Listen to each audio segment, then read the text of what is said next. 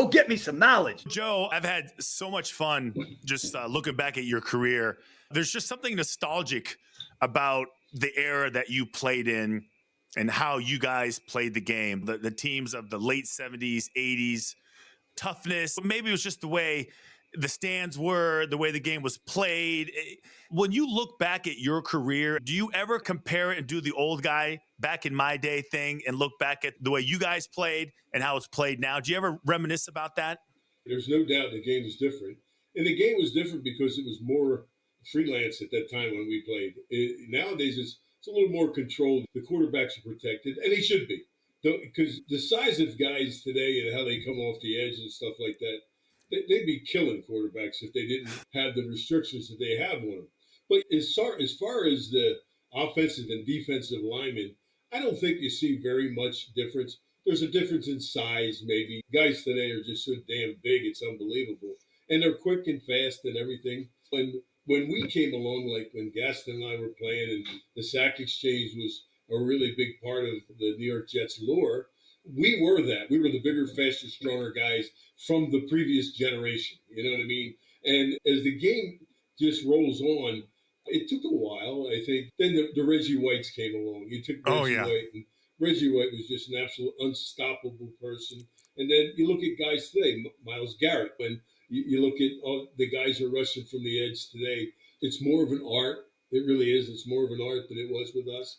We did some of the things with the hands and stuff like that. But nowadays, these guys take it to a different level. But I think one of the biggest factors in the way the game's played today is of toughness. Because, listen, you're a big man. You're playing this game. You're tough. You have to be tough. But they don't play as hard as we did because of the money. Let's take Aaron Donald. I use that because I used him in my Hall of Fame speech, and I said to him, I says, I was the highest paid defensive lineman in the league when I retired, Randy White and I. We made $700,000 apiece. Aaron Donald made $31.7 million the year he retired. And today, the money means too much to your body. You don't have to continue playing on because you're making a good living playing professional football, but it's not what these guys make today. It's something that's the first consideration I think they come to. And I think that's a little bit of a problem as far as toughness. Yeah. And you know what else they wouldn't do today? Is something that you did back in your day was wrestle a bear. You wrestled a bear. The video from this event, I don't know where it was, whose idea it was, but you roll out behind the curtain, Joe, in the tightest shirt I've ever seen in my life, probably a pair of ropers, a belt buckle. You had to pin the bear. Can you just explain to me who convinced you and gave you the idea to go out to this event and wrestle this bear? I actually was at the event. It was an outdoor show, and I used to work for U.S. Tobacco, Skoal. So I was there signing autographs, and they talked the night before. I was there for 3 days, and the night before I got to the event, we were out having dinner with guys, and the fellow who owned the bear was with us. And he was talking to us. Yeah, he says he comes in the kitchen at home and turns on the faucet and drinks water. And I said, how could a bear like that hurt me? When you're young and dumb, the challenges that were put forth in front of you, you always want to accomplish. And I always thought I was the biggest, strongest guy in the world at that time. And I wanted to prove that this was going to be fun. So I went out there, and the guy said something to me right before I went out. He goes, don't show him all your strength. The bear gets up on his legs, and the bear's 7 foot tall, and he comes after me. And the guy goes, don't show him all your strength? I'm like, what the hell you want me to do? I says, I hit him with everything I had. So I knocked the bear back, and he said the bear wasn't ready for that. So nobody's ever done that to him. We went on and everything, and I figured out that he grabbed my wrist. He had a muzzle on. Yeah. But the front of his mouth, they had taken the teeth out. And he grabbed my wrist with his gums. And I'm going to tell you what, you want a scary feeling? I let go like it was like, is he really going to bite me? No, he couldn't. But man, he was a toothless bear. He wasn't all toothless. But anyway, so I figured I can't go in the front of him, so I'm going to try and go on the side. So I went around the side, and he weighed 700 pounds, but that was no big deal. So I grabbed him by the back leg and the front leg, and I flipped him in the air. Yeah. And I actually went over the bear the first time because I flipped him so hard. And we're all laughing. They're standing there on the side of the stage laughing. And I've got the bear in front of me. And I'm telling you, that bear's head was that big. It was huge. Yeah. And I guess if I came to my senses then, I would have walked off, but I didn't. Okay. So I figured I'm going to get it. I got it now. So I figured how to do it. I gave him the old fake head slap. Okay. And did you head slap and then up and under and get skinny? I felt like I was hitting a brick wall. I went on the side of him. I picked him up. I rolled him over and I pinned the bear. I pinned him right there. The place went nuts. It was unbelievable. Yeah, that is nuts. Joe, your career is unbelievable, but it didn't start out that way. You took a year off, right? You didn't get any looks, any scholarship offers, no ability to walk on. No one came knocking at your door asking you if you wanted to at least try out for the football team. What happened to you after your high school career? I only went out for football my senior year in high school. That's the only year you played in high school, your senior year? But we played in a good league. Philadelphia football was pretty good. We played the Philadelphia Catholic League, and we played for the championship that year. We lost. And I only played 6 or 7 games. I can't remember what it was. And I made all league, all state, all those things. And the Maxwell Club gave out an award to the high school player of the year, and I got it. And all right. I only played 7 games. So I figured, I had a chance here. But what I found out later is, God bless his soul, my head coach told everybody that came to look at me, go away. He'll never make it. He's not a good student. Forget it. And they never interviewed me. Nobody interviewed me in high school. The year I stayed out of high school, I went to work, but I missed it. And I was out one day. I told this story before with my wife. I was at a softball game. I used to play a lot of softball. And I was there watching the king of his court, Eddie Feiner. He's an old guy that was a 4-man team. And one of the guys that was coaching the Aston Knights, which is a semi-pro football team, came up to me and he said to me, Joe, he goes, a lot of your guys that you played with and all, and some of the guys against, are out playing with this team. Would you like to come out? I said, oh, yeah, that'd be great. I was half chicken, but I did. I pulled up to the practice field with my girlfriend at that time, who's now my wife. And I pulled up and I said, you know what? I'm looking at all these guys. Some of these guys already had been, 2 of them played for the Eagles. One of them played for the Bears. These guys were out there playing. And I'm like, no, I'm not doing it. So my wife takes the keys out of the ignition and throws them out the window. And I was like, what did you do that for? Not that easy. I was mad. She goes, oh, you have to go get them. So when I get out to get him, he seen me. So he came over to me. He said, oh, Joe, come on over. I give her that death stare back in the car, like after. But I went over, and it was great. I could play with these guys. You know what I mean? And I played for the Aston Knights that year, and it was a semi-pro football team. I played under an assumed name, Jim Jones from Poland University. Wait, so you chose the name. This is obviously before the name Jim Jones was synonymous with something completely different. Yeah. But that was the cult. No. No cult. You weren't trying to convince anybody to do anything stupid. So Wayne Hardin is the head coach at Temple at the time. He was at Navy for years, coached a couple Heisman Trophy winners while he was at Navy. He is a coach at Temple. So how did he find you, and how did you end up at Temple? One of the fellas, the guy who was the head equipment manager for Temple, was friends with the 2 owners of the semi-pro team. And he used to come out and help them with equipment and stuff like that. And he came to watch me play. He watched me play 2 games because then Temple started. We started earlier than college did. And he went back and told Hardin, he said, there's a kid out there playing semi-pro football that's better than anybody on your football team.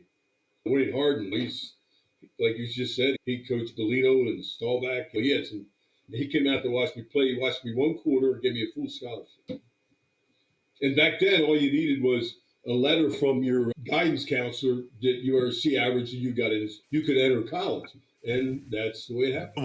What type of impact did Hardin have on your life? Because I feel like he was there for a while. I would just say he discovered you. What type of impact did he have on you and the way you are today?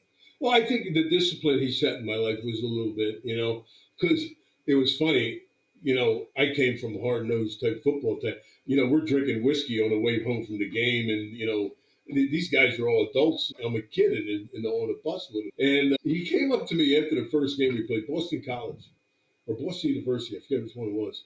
And he came up to me. He goes, he put me in at the end of the game. We won, and he said, "Hey, how'd you like that?" I said, "It sucked." And he looked at me puzzled. "What do you mean?" "I don't want to be no fucking scrub."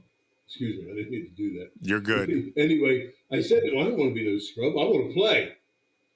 Okay. Next game, I played a lot more, 3/4 probably.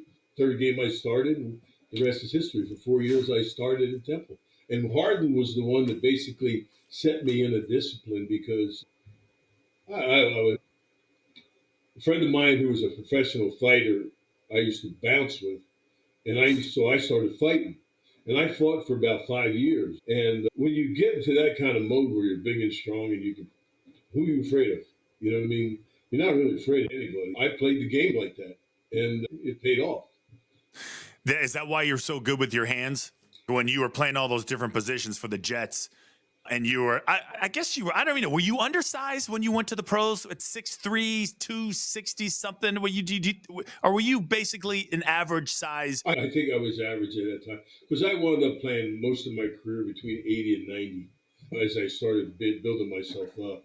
I remember I was 286, 87. The year Blood Carson came in at 85.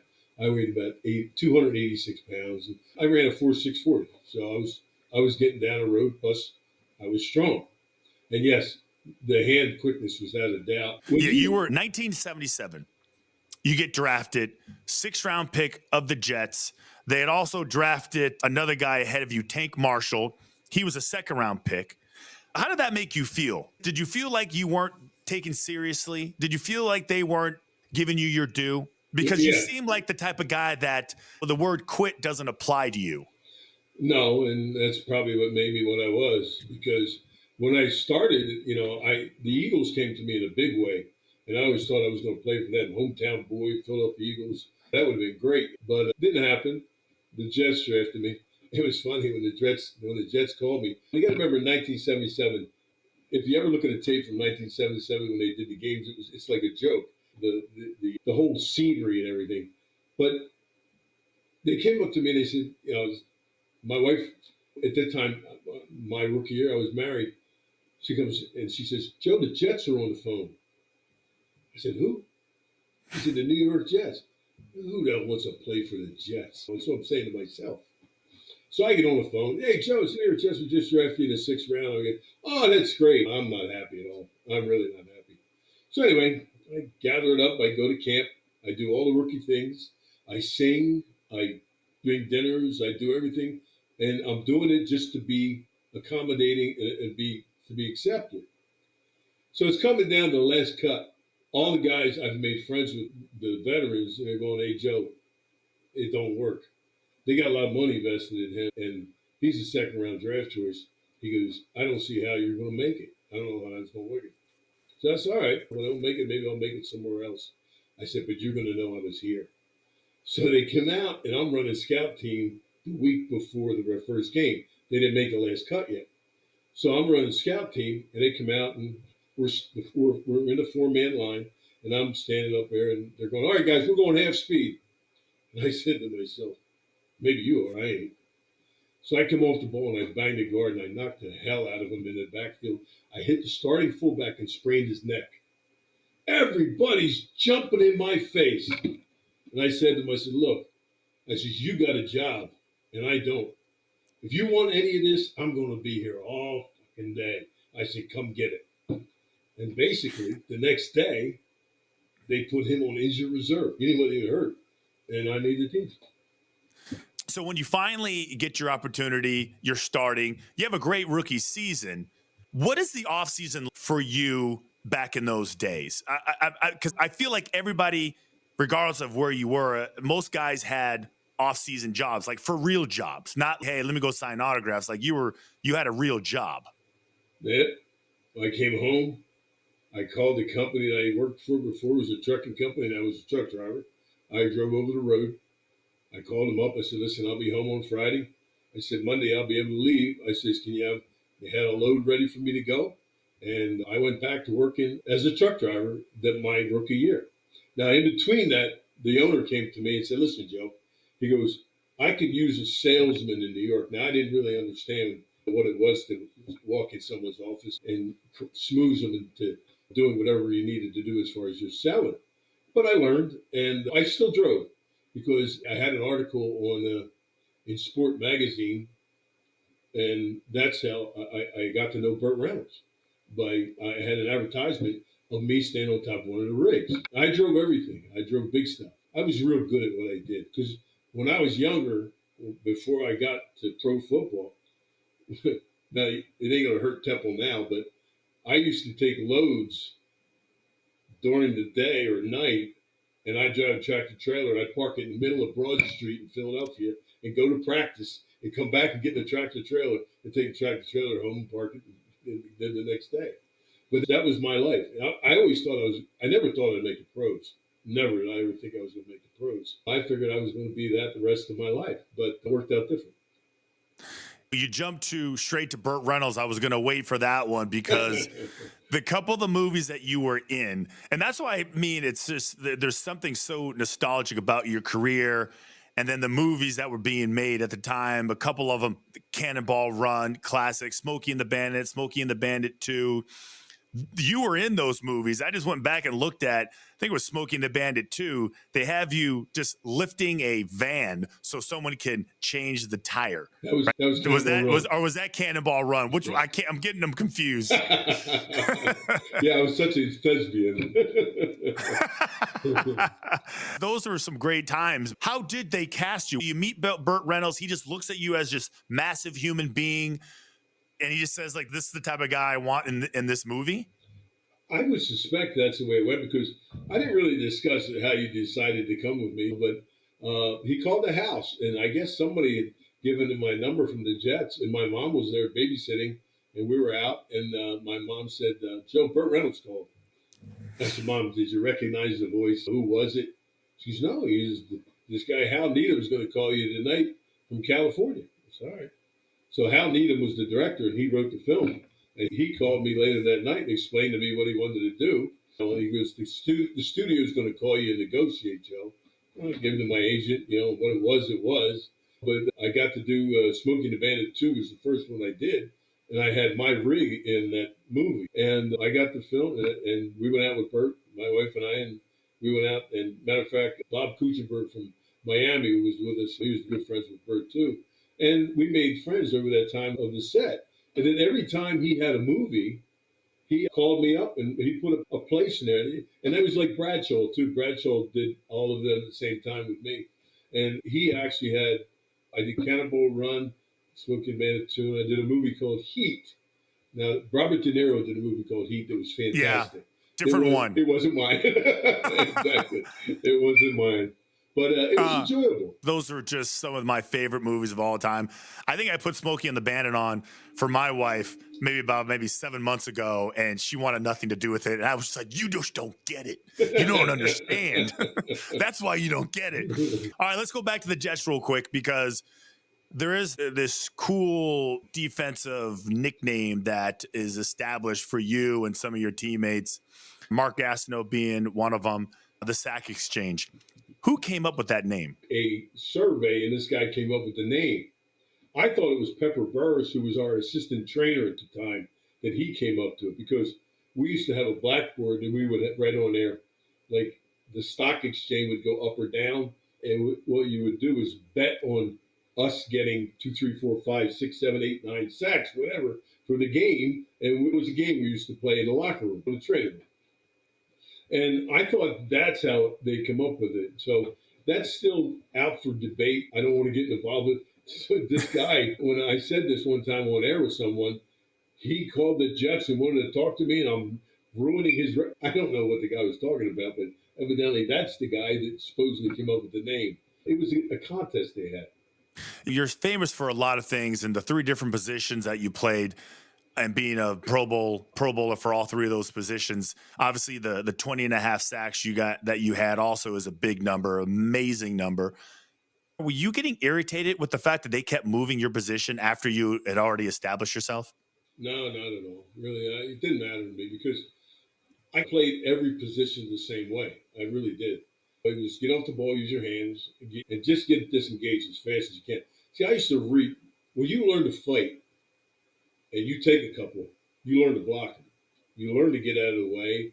You learn it takes very little movement to do that. You know what I mean? And that's what I would do with the offensive linemen when they would try to stick their hands out. And then I 90% of the time go around them, or they couldn't get on me good, and I don't want to just tossing them over the quarterback with one arm or something like that because they were off balance. And it didn't matter where I played, inside or out. I used the same things. It was quick hands, get off the block, make sure you know. And 90% of the time, I can't believe these guys today, they give it away. Offensive linemen can't pull unless they're sitting back on their haunches, or they Yeah. can't pass block when they're leaning on their hand.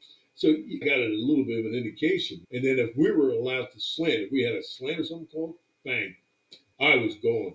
And then when they put me in a cock nose stance, Bud Carson came to me and he said to me, he said, Joe, listen, we want to try this.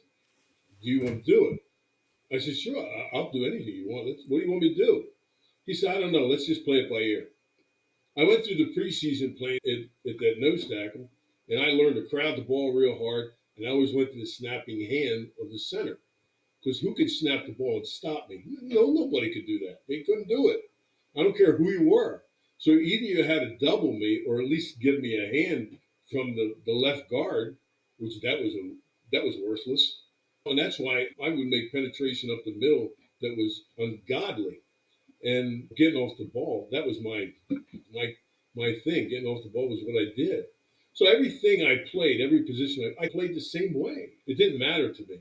I didn't get engaged with them as much. I didn't fool around with the offensive lineman much. I just either if they were off balance and I could see they're off, I ran them over. I just would run them over. Why was it so important for you to be a good teammate? The way I looked at it was I said this in my Hall of Fame speech, and I meant it, was I don't care who you are. When you play the game, you play the game to be the best. If you don't play the game to be the best, I don't think you belong in there. That's what I said. So I always said that if I ever got beat, I would learn why I got beat and never let it happen again. Because that's what you were to be. That's what it was meant to be, a good player, you know? I had some tough times with injuries and stuff. Like that didn't bother me either. Because I remember, what was it? I broke my patella tendon in '82, and they told me, Joe, nobody's ever come back from that. I did it in September. I played in December in the playoffs. You know, I mean, the kind of things that everybody always kept telling me I couldn't do, well, I just did them. That's the way I looked at it, you know. And And that has obviously, so you were willing to sacrifice no matter what it was, not knowing or caring about the possible ramifications that it could possibly have on your body, right? Is that well, the way I mean? I wanted to make sure, like when I broke I had full range of motion. I was back squatting. I was doing big numbers again. I was doing fine. So I figured, wow, I have my strength. I have my lateral movement. I have everything. And it worked out fine. I played pretty good. We talked about your college coach. What about in the pros? Was there a coach there that said something to you that resonated with your career and the way you should live your life? Yeah. Dan Sikanovich. Dan was my first coach. And I always called him a second-rate Polak. He was Slavic. So anyway, Dan and I got along very well. And Dan was the guy who was talking about using your hands. Always use your hands. And I said to him, what do you mean? You know, what are you talking about?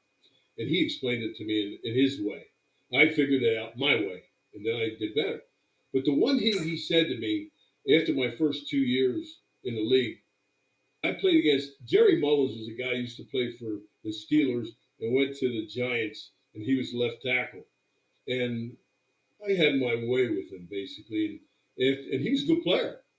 And after Jerry said to me, he said, "Joe, he goes, I don't play against anybody like you." After that was like the last, we played the Giants that year near the end of the season. And I went to Sikanovich and I said to him, I said, Dan, what the hell do I have to do to make the Pro Bowl? And I'm talking about, this is when the voting was about to come out and all. He goes, Joe, he goes, you're not going to have to worry about making a Pro Bowl. He said, you're going to have to worry about the Hall of Fame one day. Now, when he said that, wow, it was Katie bar the door. I'm going to be able, if he sees that kind of, and I thought he was a very good coach. Dan knew his stuff because he left us when Walt Michaels got fired, went up to Marv Levy in Buffalo, and Buffalo had a pretty good run at that time also. He had Bruce Smith and all them guys up there. Dan was a guy that knew what he was talking about. So I figured if a coach like that really had the thought process that would make me motivate, it surely did motivate me. There's no doubt. How were you with your kids when your kids were playing sports and they were dealing with challenges or difficult circumstances? Can you share any parenting, coaching tips that you use or philosophies that you try to explain to your own kids when they were dealing with the sporting life? I taught him and taught him and taught him and taught him. I was a big baseball player when I was young. I taught him how to be. I taught him how to hit. Taught him how to play. When it came to football, my oldest son was a tight end, and I tried to teach him how to use his hands. He kept breaking his hand. He had thin fingers, and as a tight end, he couldn't do it. I said, "We have to position." I taught him how to play. Then if Danny came along, of course, Danny was a different animal. Danny was a naturally fast, strong kid, and everything I taught Danny was just unbelievable. Danny, from the time he was in high school as a sophomore till he left college, he was Defensive Player of the Year in the Big East. He was Defensive Player in the high school level, and I thought Danny would have a chance. And when he got drafted, I was very surprised because he's only 6 foot tall. But I'll get back to that in a second about something Belichick did. And so I would teach them everything I could. My son Josh came along a little later on. We had 3 kids, my wife and I. We had 3 kids, like to the middle of our marriage. She was 44 years old when we had our last child. And so they came along. The older 2 were almost like fathers to them. But when they came along, like my daughter, I traveled the country with her playing softball. And with Josh played football. And he played pretty well, but then he broke a bone in his back, and he never was able to play anymore after that. But when it came to sports, I taught them everything I could possibly think, from the head game to the actual grounding a ball, hitting. My daughter was a slapper. I don't know if you know what that means, but in softball, she would hit from the left side, and she just get the ball and play, and they couldn't throw her out. She was so fast. So then we would work on that. So I was always there for them to make them better. I wanted to see them succeed.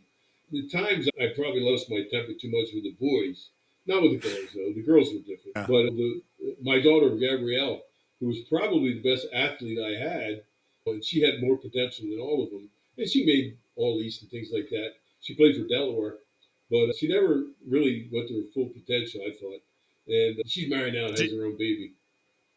Do you think that you counseling them more on the physical attributes or the mental attributes of their sports? Oh, big time that time. Because if you weren't bigger or stronger than somebody, how would you beat them? You don't think you're going to defeat yourself right away. I'm going to teach you how to do it or what to think when you're trying to do it. Danny was a whole different story because Danny was better than anybody to play against in college and in high school.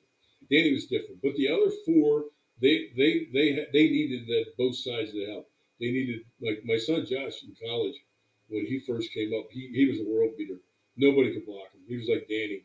And then he got hurt, and that really was hurt, knocked him back. He went to Rutgers, and he broke the bone in his back. And I pulled him out, and he went to Fordham. And he never really gained his back. Yeah. So that was it. But I always taught both sides of it, especially with my daughter, Gabrielle.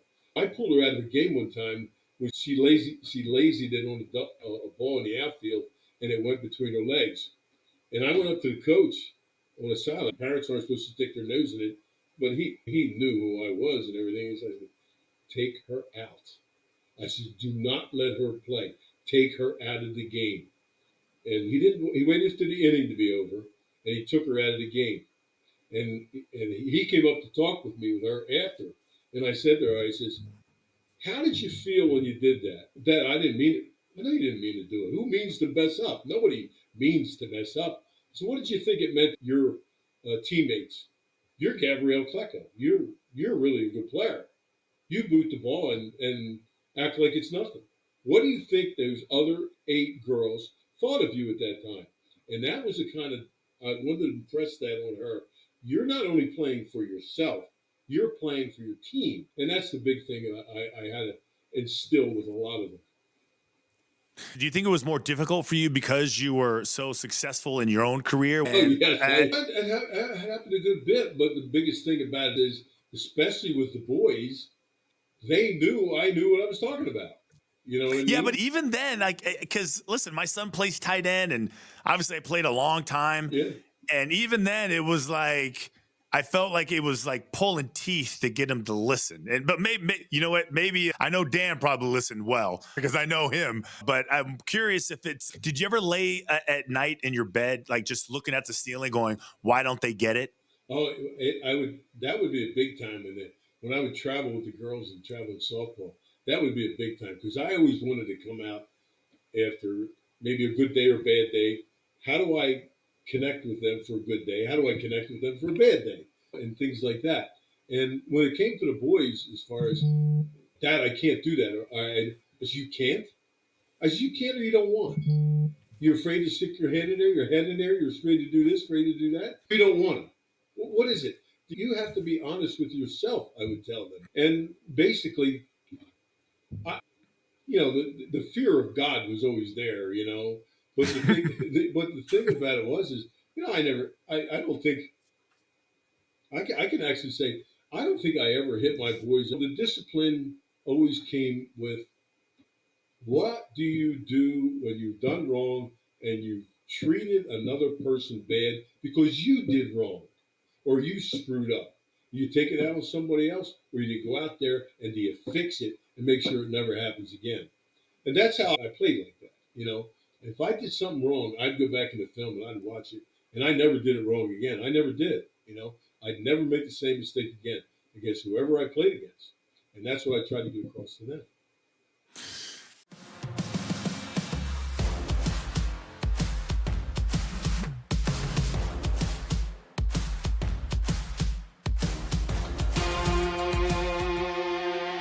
Go get me some knowledge.